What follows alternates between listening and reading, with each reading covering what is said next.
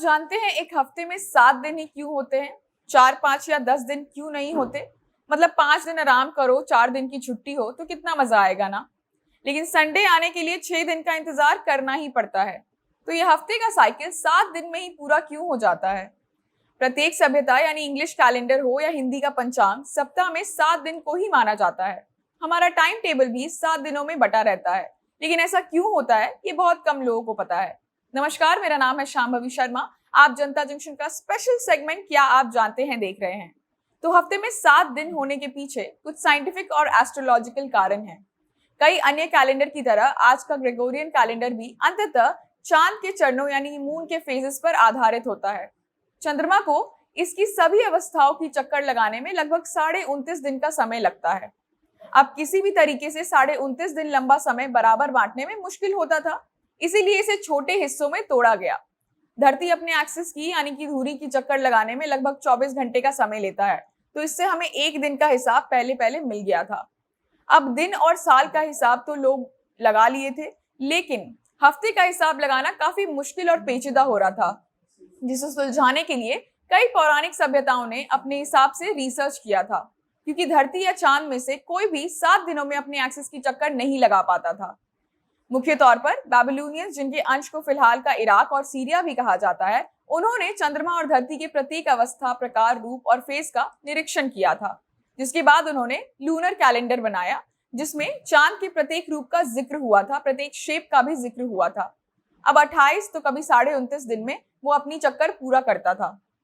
तो बैबिलोनियंस ने महीने को 7 के 4 बराबर हिस्सों में विभाजित कर दिया, यानी कि डिवाइड कर दिया। चंद्रमा के इसी चक्र के कारण कोई महीना 30 तो कोई 31 का होता है। अब अगर अन्य सभ्यताओं की बात करें तो इजिप्ट में हफ्ता 10 दिन का होता है और रोमन सभ्यता में हफ्ता 8 दिन का होता है, उस समय के अनुसार से। हालांकि माना जाता है कि बैबिलोनिया इतनी प्रभावशाली संस्कृति थी कि उनकी 7 दिन की थ्योरी पूर्वी सभ्यता यानी ईस्ट में फैला दी गई थी उस दौर में। और वो हिस्से जहां बैबिलोनिया के कब्जे थे या वो हिस्से जो उनसे प्रभावित थे, वहां भी 7 डेज इन अ वीक का कॉन्सेप्ट शुरू हो गया था। ये कहा जाता है कि उसके बाद ज्योतिषियों, खगोल के विज्ञान, बैबिलोनियंस ने मिलकर एक प्रकार की कुंडली का निर्माण किया था, जहां सप्ताह के प्रत्येक दिन की शास्त्रीय ग्रहों से मिला जुलाकर सौंप दिया गया था। यानी जो हमारे प्लैनेट्स हैं, सूर्य, चंद्रमा, मंगल, बुध, बृहस्पति, शुक्र और शनि, उनके ऊपर नाम रखा गया था। अब माना जाता है कि 7 दिवसीय संरचना ने अंततः कई लोकप्रिय मिथकों को भी अवगत किया था, जैसे कि हिब्रू के ईसाई बाइबल में उत्पत्ति की पुस्तक, जिसमें कहा गया है कि भगवान ने 7 दिनों में पूरी दुनिया बनाई और छठे दिन के बाद आराम किया। हालांकि हिस्टोरियंस यानी कि इतिहासकारों का ऐसा भी मानना है कि बैबिलोनियंस के 7 दिन की संरचना को मॉडर्न डे सिस्टम के अनुसार डिजाइन किया था रोमन्स ने।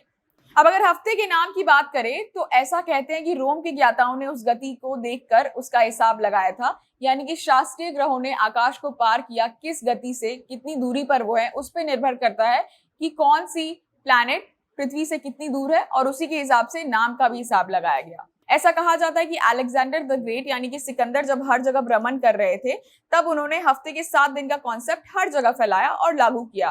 कहा तो ये भी जाता है कि भारत में भी सिकंदर ने 7 दिन का कॉन्सेप्ट लागू किया था, लेकिन भारतीय सभ्यता ऐसा कहती है कि हफ्ते के 7 दिन और उनके नाम का यहाँ के ज्योतिषियों ने कॉन्सेप्ट लागू किया था, और उन्होंने पहले ग्रहों के नाम के आधार पर निकाल लिया था कि कौन से दिन को क्या कहा जाएगा, और भारत शुरुआत से ही हफ्ते के 7 दिन को मानता था। कुछ स्कॉलर्स ने तो ऐसा भी कहा कि चाइना में 7 दिन के हफ्ते का कॉन्सेप्ट भारत से आया और भारत ने ही उन्हें 7 दिन की गिनती सिखाई थी।